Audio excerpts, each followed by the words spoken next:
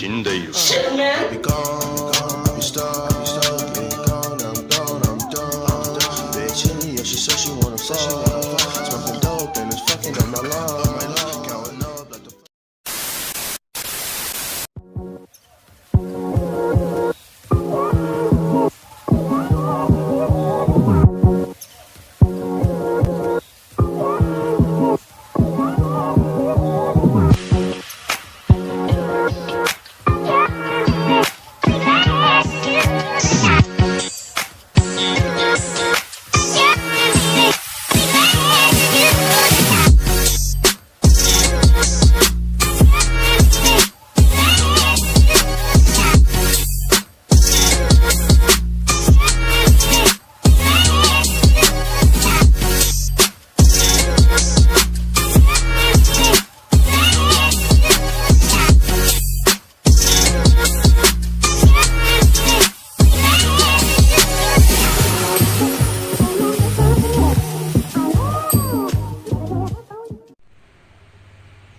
Assalamualaikum warahmatullahi wabarakatuh.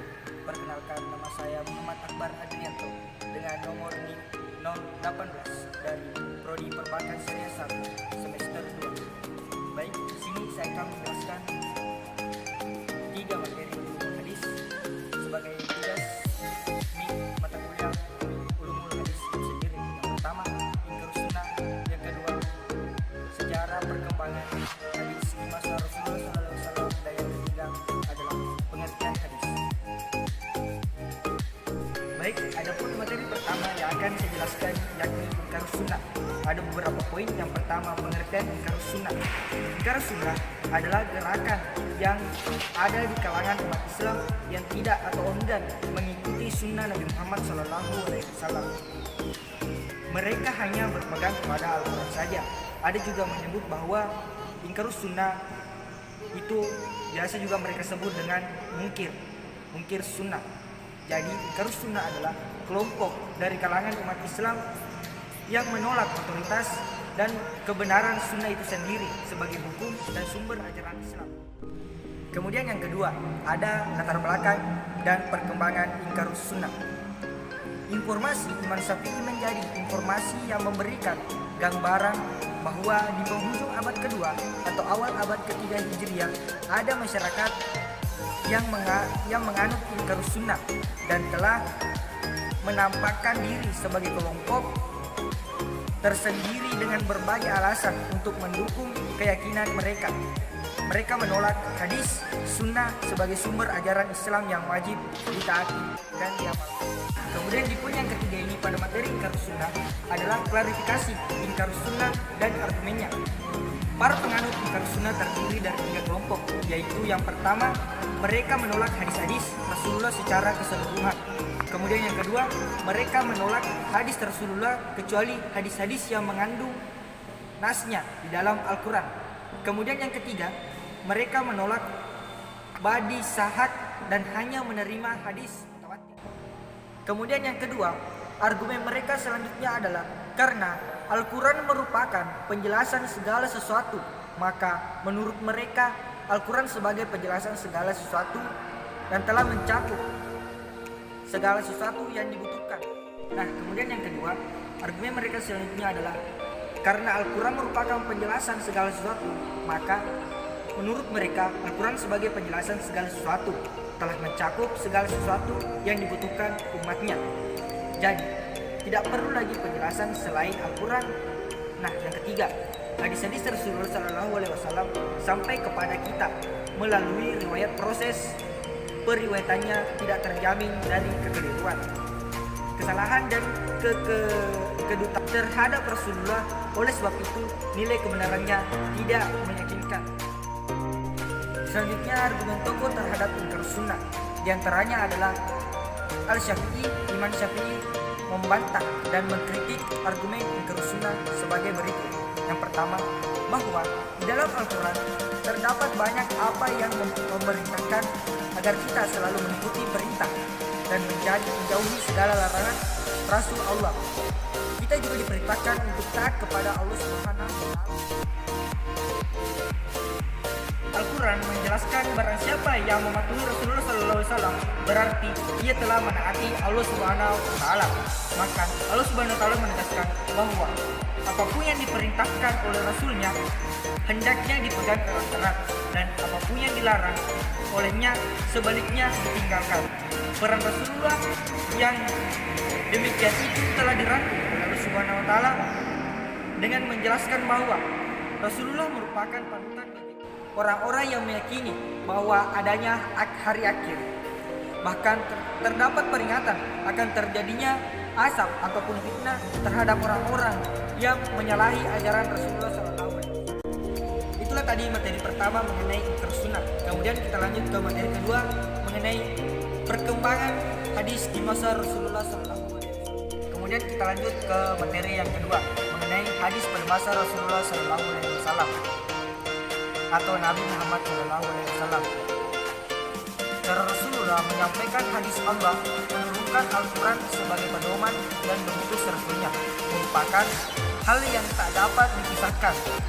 Segala yang Rasulullah ucapkan, lakukan, dan keadaannya serta takrir beliau merupakan perwujudan Allah yang tertuang di An-Najm ayat 3-4.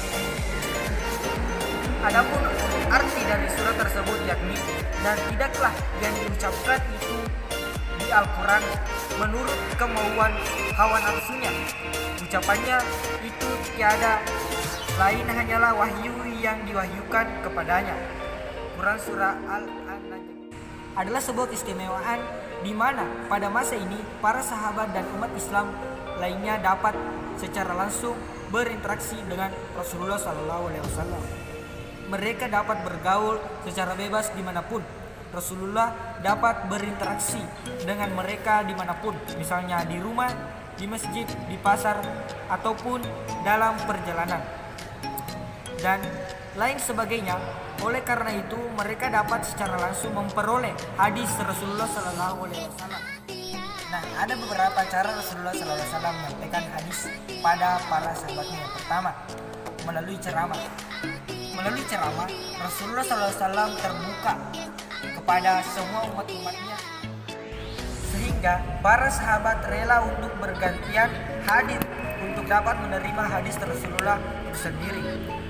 Bahkan terkadang kepala suku yang jauh dari Madinah pun mengirimkan utusannya ke majelis ini untuk kemudian mengajarkannya kepada suku mereka sekembalinya dari menerima hadis Rasulullah SAW.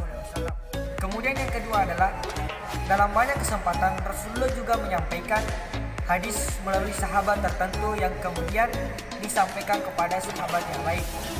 Hal ini disebabkan karena terkadang ketika Rasulullah SAW menyampaikan hadis, para sahabat yang hadir hanya beberapa saja. Nah, kemudian yang ketiga, untuk hal-hal yang sensitif seperti yang berkaitan dengan keluarga dan kebutuhan biologis disampaikan melalui istri-istrinya. Begitu pula para sahabat jika ada yang hal-hal yang berkaitan dengan hal ini segera bertanya kepada Rasulullah SAW. Dan para sahabat yang pada umumnya memiliki kelebihan berupa ingatan atau penghafalan yang sangat kuat, sehingga dalam rangka memelihara hadis Rasulullah SAW, Nabi Muhammad SAW menyuruh untuk menyimpan dalam ingatan.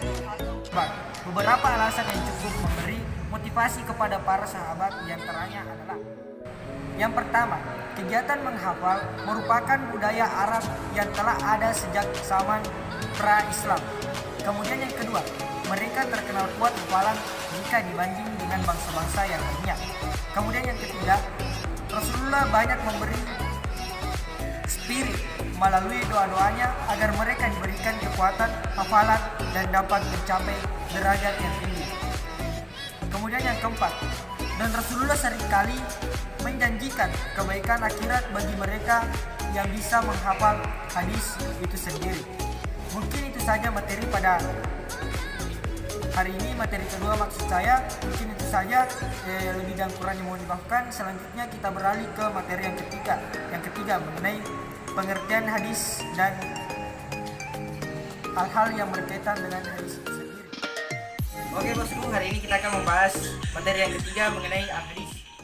Hadis menurut bahasa sesuatu yang baru, menunjukkan sesuatu yang dekat atau waktu yang singkat.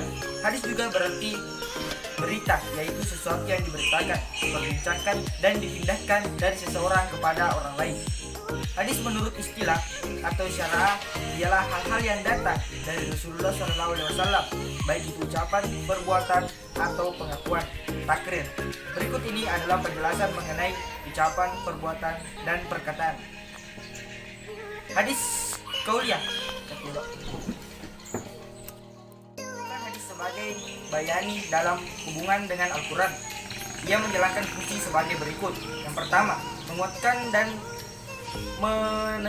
menegaskan hukum-hukum tersebut yang dalam Al-Quran atau disebut fungsi takkid dan takrir. Dalam bentuk ini hadis hanya seperti mengulangi apa-apa yang tersebut dalam Al-Quran. Assalamualaikum warahmatullahi wabarakatuh.